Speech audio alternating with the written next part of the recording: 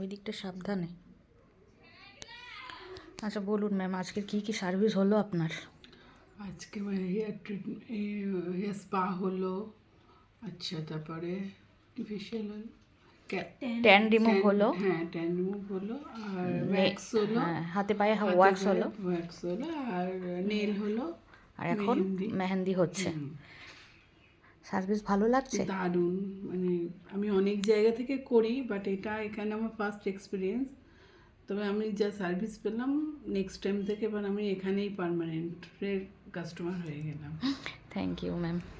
সবাই বিহেভিয়ার ভীষণ ভালো, ভীষণ খুব কোঅপারেট করে, ভীষণ ভালো।